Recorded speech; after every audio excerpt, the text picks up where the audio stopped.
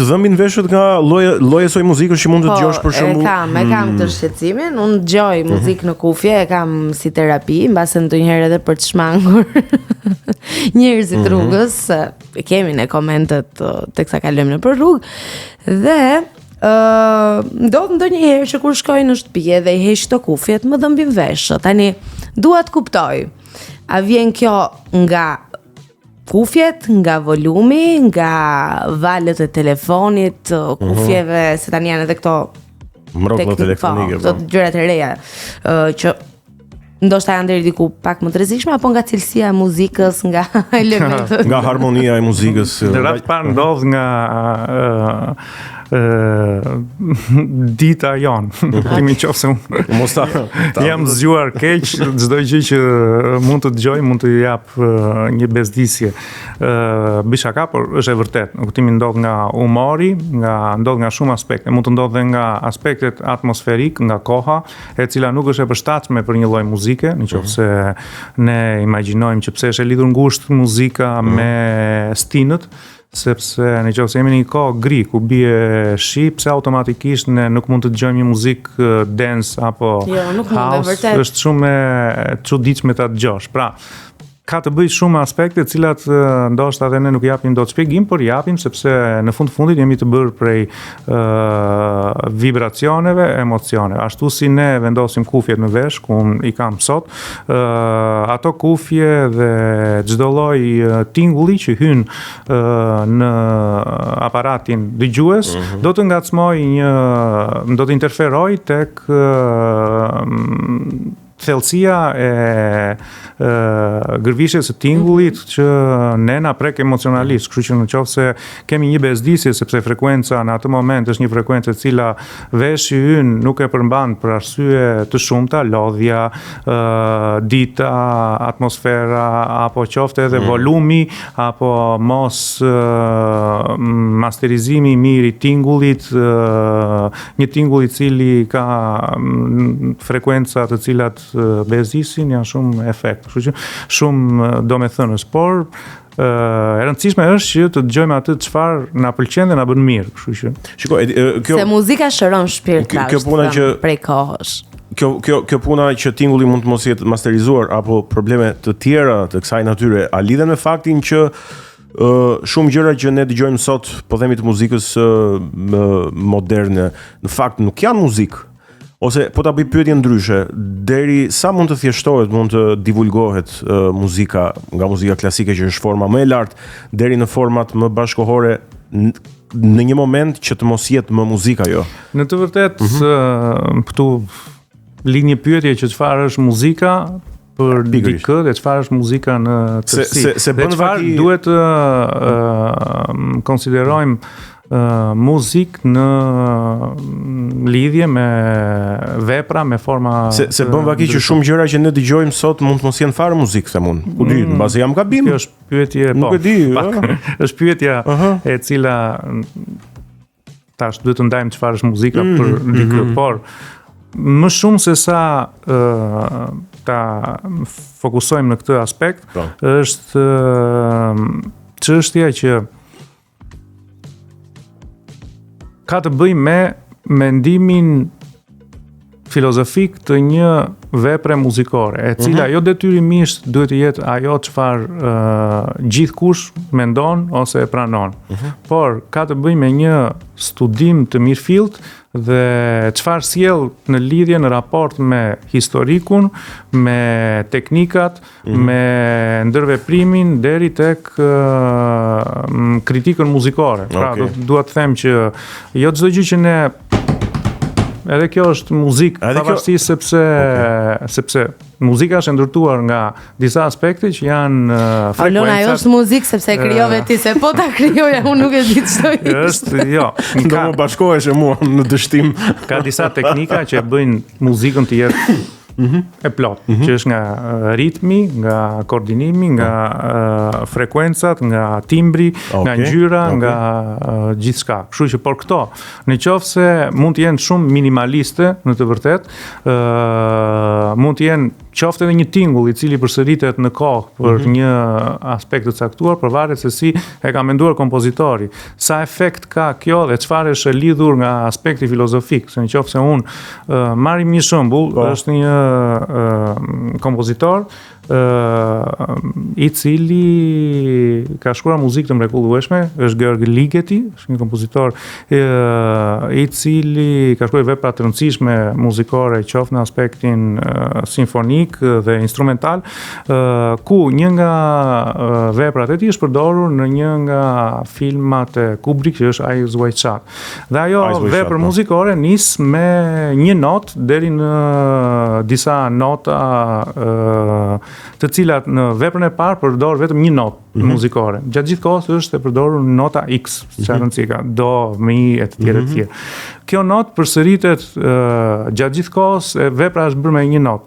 Është e kompozuar vetëm me një notë, por për një person I cili jo detyrimisht është profesionist dhe nuk e kupton menjëherë që se si është ndërtuar kjo vepër, por mënyra se si e ka konceptuar do të thotë që ajo vepër funksionon, sepse ai ka përdorur qoftë dinamikat, sa herë përsëritet kjo notë, një herë përsëritet piano, një herë përsëritet pak më fort, një herë shumë fort, një herë me një pedal të pianos, një herë me një tjetër, një herë e njëjta notë shumë fishuar në një frekuencë të dyfishit të saj, në një oktavë tjetër e të tjerë, kështu që ka të bëjë me disa element që e bëjnë perfekte dhe një gjë që për dikën nuk është aq e perceptueshme kollaj. Për kufizimin I cili, çfarë është muzika dhe njëherë? Muzika është një bashkërenditje mendimesh, tingujsh dhe teknikash të cilat e bëjnë një vepër muzikore të funksionojë shumë mirë për dëgjuesin, kështu që kjo është. Sepse nuk do të thotë rryma apo sfera, pra muzika mund të jetë të gjitha zhanreve, pop, rock, soul, jazz, mund të jetë muzikë e kulturave të ndryshme botërore, të cilat dhe në perceptimin e tyre muzika është edhe një e qara e fëmijës, është muzikë në shumë kultura, po, kështu që pra Ky është për kufizimi I sakt. Kur nuk dëgjon muzikë klasike, çfarë dëgjon? Unë dëgjoj shumë lloje muzikash, varet edhe nga konteksti, në momentin ku ndodhem, në vendin ku ndodhem, ose qëllimi që ka ajo muzikë. Më pëlqen shumë muzika, kryesisht muzika klasike patjetër, sepse jam gjatë gjithë kohës I lidhur ngushtë me muzikën klasike, qoftë edhe në përzgjedhje të materialeve muzikore të cilat do të interpretohen, apo të cilat do të bëjnë një studim publiku që I pëlqen, apo instrumentistëve të tjerë, por më pëlqen edhe shumë muzika jazz, më pëlqen muzika e lehtë e një periudhe të caktuar të këngëtarëve historik, të cilët janë që nga Sting te George Michael, te Pink Floyd, nuk e di ka, deri edhe tek kompozitorët dhe këngëtarët modern, si mund të them duke nisur në periudhën e parë që nga Bryan Adams, të cilët deri tek Adele ose dhe njerëz të cilët me këngët e veta kanë lënë një gjurmë, një mesazh, pra janë të mirë formuar në të gjitha aspektet që lënë një shenjë në muzikë pavarësisht zhanrit që është, duke u ndalur tek muzika e filmit, që është muzikë shumë interesante, dhe pse nuk jam shumë I muzikës filmit hollywoodian, pavarësisht se janë shumë të bukura, por që preferoj një muzikë shumë autoriale, të një autori I cili ndoshta nuk është shumë I njohur, por që ka një muzikë më të freskët dhe më të personalizuar, ndoshta jo për një orkestër simfonike, por mund të jetë për një kuartet, për një piano, për disa instrumenta të çuditshme. Ashtu siç më pëlqejnë shumë muzikat e kulturave të ndryshme të sjella në një formë moderne jazz, duke përdorur dhe instrumenta tipik të vendeve të ndryshme, siç mund të jenë nga Etiopia apo Armenia e të tjera që kanë ato nuanca dhe ngjyra të cilat jo çdo kush mund t'i gjej kollaj në çdo kulturë. Kam dëgjuar për një instrument, është një si kitare kukulele, mos gaboj, nuk më edhe ajo po përhapet kështu goxha me shpejtësi në Shqipëri në mesin e të rinjve, duke e praktikuar, kukulele? Po, është si një kam dhe unë disa miq të cilët argëtohen duke çfarë bën kaq të veçantë ato si instrument? Është thjeshtësia për të arritur, për të nxjerrë disa tinguj të cilët njerëzve i pëlqejnë që të kenë atë lehtësinë pa sepse normalisht për të gjithë personat që kam takuar në jetën time sa kuptojnë që ti luan një instrument ose piano, të gjithë thonë mund ta mësoj pianon, në të vërtet tentativa është shumë e vështirë, sepse në një moshë të caktuar nuk është çështja sepse dikush nuk mund të mësojë instrumentin e pianos, por janë vetë rrethanat.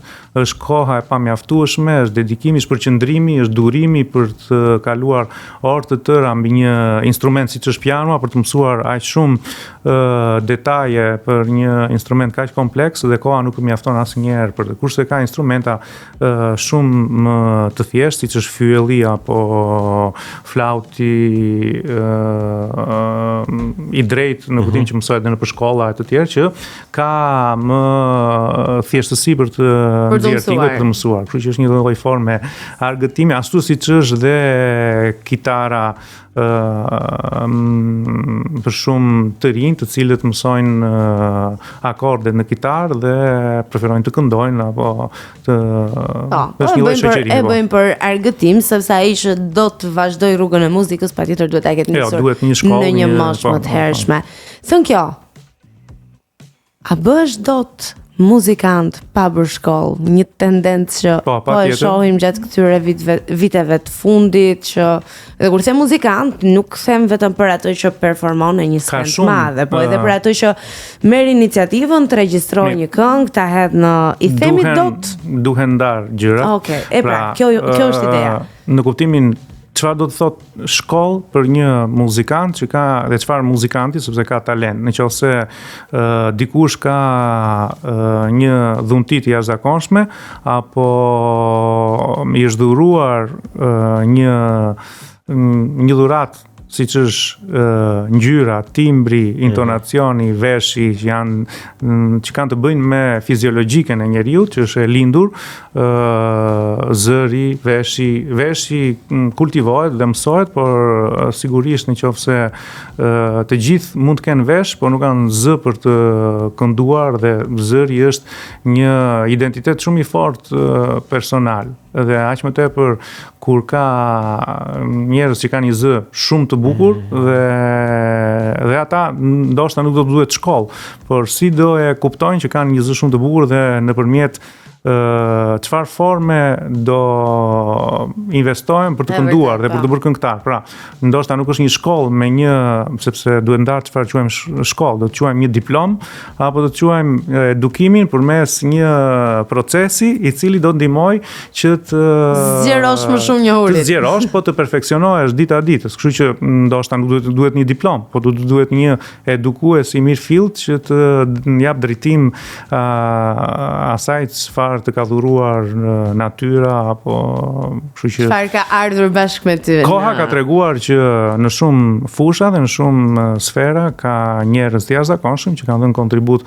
historisë jo vetëm muzikore, por gjithë njerëzimit, duke mos pasur një diplomë apo një shkollë, por studimi i tyre ka qenë përtej shkollës edhe diplomës. Ka kompozitorë të cilët nuk kanë mbaruar shkollën e kompozicionit, të cilët janë bërë të famshëm nëpërmjet veprave të tyre, pavarësisht që s'mund të kenë një diplomë konservatori.